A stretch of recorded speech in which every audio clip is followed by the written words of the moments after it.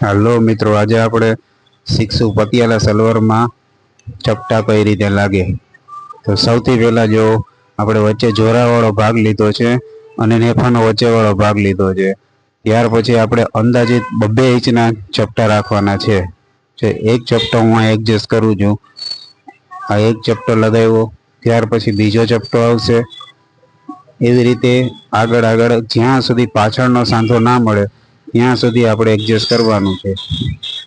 એટલે તમે એડજસ્ટ કરજો અને શાંતિથી વિચારીને ચપટા મારજો, જેથી કરીને બધા જ ચપટા એક સરખા આવવા જોઈએ। એક ચપટો નાનો, એક ચપટો મોટો એવું નહીં હાલે। જો આપણે આ એક સાઈડ ચપટા મારીએ છીએ, એ ચપટા આગળની સાઈડ જ આવશે। અને હવે બીજી બાજુ આપણે ચપટા મારવા જઈએ, ત્યાં આપણે એની સામેની સાઈડ ચપટા લેવાના, જેથી કરીને આગળની સાઈડ ચપટા બે સામે સામે દેખાય।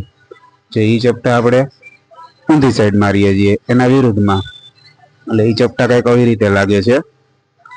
જો એવી રીતે એમાં ચપટા ઉપર ચપટા લીધે જવાના છે। ચપટા અથવા પ્લેટ્સ આપણે કહી શકીએ, કોઈ પ્લેટ્સ કહી શકીએ। એટલે પટિયાલા સલવાર આવી રીતે થાય છે।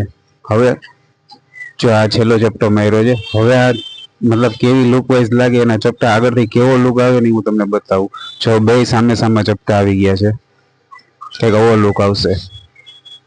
જો અંદાજિત ચપટો એક ચપટો 2 ઇંચ આસપાસનો લાગ્યો છે, અંદર એટલું ડિસ્ટન્સ છે બધી સાઈડ। આ સલવાર તમે પહેરો તો તમને ફૂલ ઘેરવાળી દેખાશે, પણ છતાંય આ સલવાર હજી સેમી પટિયાલા છે।